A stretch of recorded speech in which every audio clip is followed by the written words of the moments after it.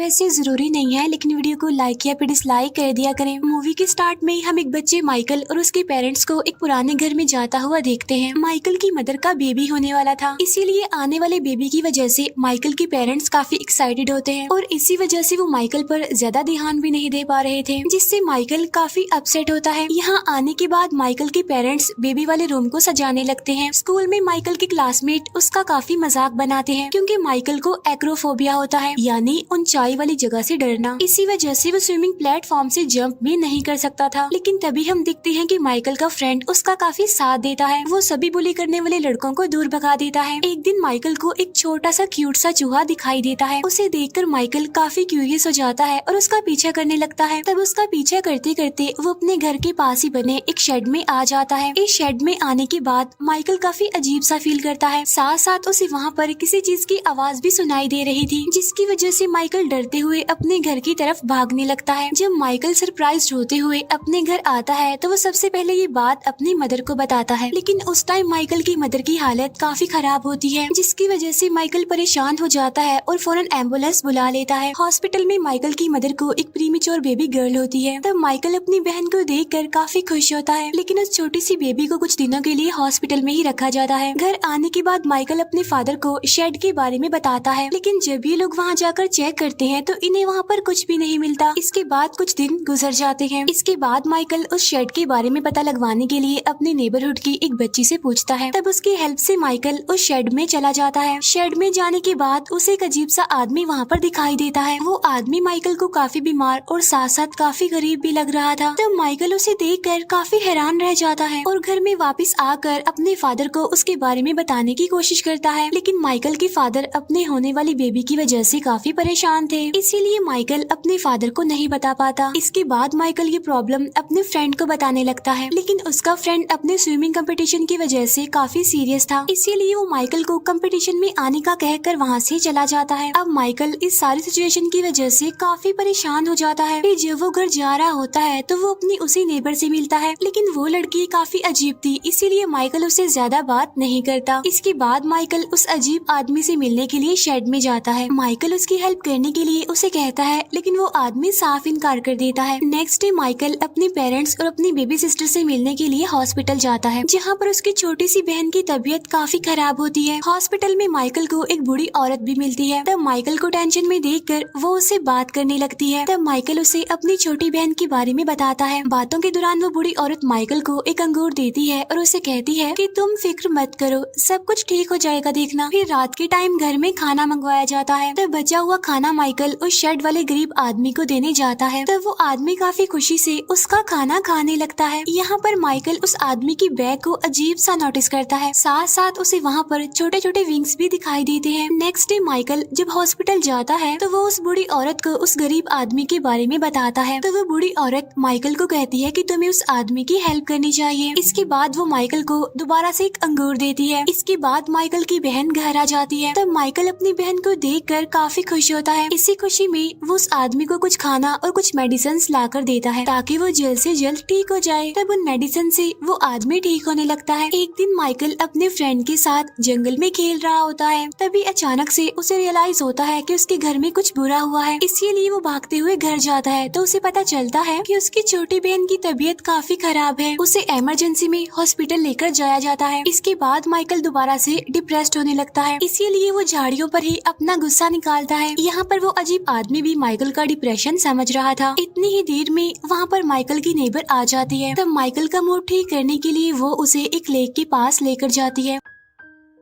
उस लेक के पास एक काफी पुराना टावर भी था। वहाँ पर माइकल की नेबर उससे बात करने लगती है, जिससे माइकल को काफी अच्छा फील होता है। इसके बाद माइकल को पता चलता है कि उसकी बहन को हार्ट की प्रॉब्लम है, लेकिन माइकल अपनी बहन को बचाने के लिए कुछ भी नहीं कर सकता था, इसीलिए वो हर टाइम काफी अपसेट रहता था। लेकिन उसे एक उम्मीद थी कि शायद इस सब में वो अजीब सा आदमी उसकी हेल्प कर सकता है, इसीलिए वो उस आदमी के पास जाता है और उसे अपनी बहन के बारे में सब कुछ बता देता है और उसे कहता है कि तुम प्लीज मेरी बहन को ठीक कर दो, क्योंकि मैं जानता हूँ कि तुम्हारे पास कोई ऐसी पावर है जिससे तुम सब कुछ ठीक कर सकते हो। तभी सुनकर वो आदमी कहता है कि इस दुनिया में जितने भी इंसान हैं, जानवर हैं, छोटे हो या बड़े, उनकी मौत कंफर्म है, इसीलिए तुम्हारी बहन को बचाने में मैं तुम्हारी कोई भी हेल्प नहीं कर सकता। ये सुनकर माइकल को काफी गुस्सा आ जाता है, इसीलिए वो वहाँ से चला जाता है। नेक्स्ट डे माइकल अपने नेबर को भी उस आदमी से मिलवाता है। तब वो लड़की उस आदमी को देखकर काफी क्यूरियस होती है कि आखिर ये है कौन। उधर माइकल की सिस्टर अभी तक ठीक नहीं हो रही थी, इसीलिए माइकल के फादर इतने ज्यादा डिप्रेस्ड हो जाते हैं कि शेड को तोड़ने के लिए जाने लगते हैं। लेकिन माइकल अपने बेड पर कूदकर छत से नीचे गिर जाता है और इस तरह करके वो अपने फादर को शेड में जाने से रोक लेता है। नेक्स्ट डे माइकल फिर से हॉस्पिटल में उस बूढ़ी औरत से मिलता है। वो बूढ़ी औरत नोटिस करती है कि माइकल काफी ज्यादा परेशान है, इसीलिए वो माइकल को जिंदगी की डिफिकल्टी से लड़ने के लिए इनकरेज करती है। यहाँ पर डॉक्टर्स बताते हैं कि उस बच्ची को हार्ट का ऐसा प्रॉब्लम है जिसका कोई भी ट्रीटमेंट नहीं है। इसके बाद रात में जब माइकल के फादर घर की सफाई कर रहे होते हैं तब वो शेड को दोबारा से खत्म करने के लिए जाने लगते हैं। काफी रोकने के बाद भी वो नहीं रुकते, इसीलिए माइकल उस जलते हुए शेड से उस आदमी को फौरन बाहर निकाल लेता है और अपनी नेबर की हेल्प से उस आदमी को उसी टावर में छुपा देता है। लेकिन सरप्राइजिंगली उस आदमी की हेल्प करने की वजह से माइकल के साथ भी अच्छा होने लगता है।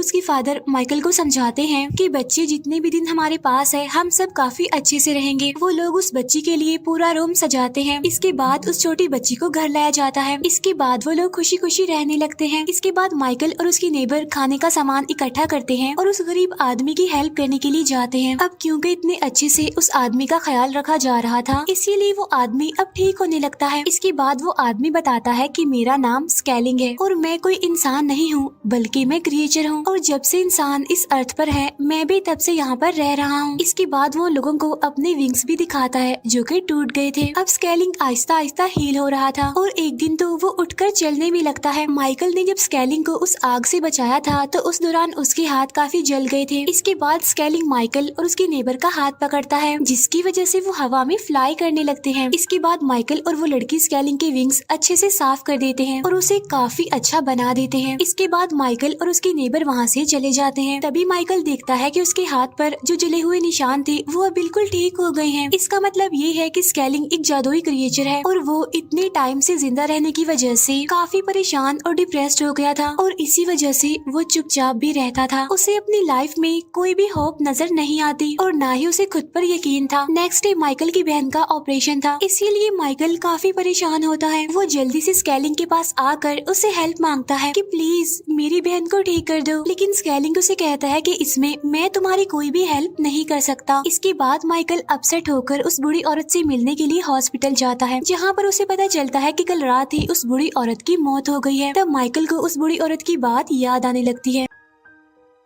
उसने कहा था कि अगर तुम एक अच्छे इंसान हो तो तुम्हारे साथ अच्छा ही होगा, बस तुमने अपनी इंसानियत को कभी नहीं भूलना। इसके बाद माइकल दोबारा से स्केलिंग के पास जाने लगता है उससे हेल्प मांगने के लिए, उसके मैजिक से अपनी बहन को बचाने के लिए। अब क्योंकि स्कूल में माइकल के फ्रेंड का कंपटीशन था, लेकिन माइकल के ना आने की वजह से वो कंपटीशन हार जाता है, इसीलिए अब वो गुस्से में माइकल को ढूंढने जाता है। तभी वो दिखता है कि माइकल उसे टावर के पास जा रहा है, तो वो गुस्से में माइकल के पास आता है ये पूछने के लिए कि उस टावर में क्या है। तब माइकल उसे कहता है कि मैं सारी बातें तुम्हें बाद में बता दूंगा क्योंकि मेरी बहन हॉस्पिटल में है, उसे मेरी जरूरत है। इसीलिए माइकल का फ्रेंड वहाँ से चला जाता है। इसके बाद माइकल दोबारा से स्केलिंग के पास आ जाता है। वो उसे कहता है कि तुम बहुत ही अच्छे इंसान हो, तुम मेरी बहन को बिल्कुल ठीक कर सकते हो। लेकिन स्केलिंग कहता है कि नहीं, मैं तुम्हारी कोई हेल्प नहीं कर सकता। तब माइकल कहता है कि ऐसा नहीं है और ये पूरी दुनिया यकीन और होप के ऊपर तो चल रही है और मैं तुम्हारे अंदर का जो भरोसा है उसे जगा कर ही रहूंगा, देखना। इसीलिए माइकल ऊंचाई के डर के बावजूद भी उस टावर के किनारे पर चला जाता है और स्केलिंग उसे बचाएगा इसी होप में वो टावर से कूद जाता है। तब ये देखकर स्केलिंग डर जाता है और वो माइकल को बचाने के लिए अपने विंग्स पूरी तरह से खोल लेता है और माइकल को गिरने से पहले ही वो बचा लेता है। इसके बाद वो दोनों लेक के ऊपर से उड़ने लगते हैं। अब उस छोटे बच्चे ने उस आदमी को काइंड ऑफ दोबारा जिंदा कर दिया था, उसे एक उम्मीद दी कि इस दुनिया में बहुत सारे ऐसे लोग भी हैं जिन्हें स्केलिंग की हेल्प की जरूरत है। इसके बाद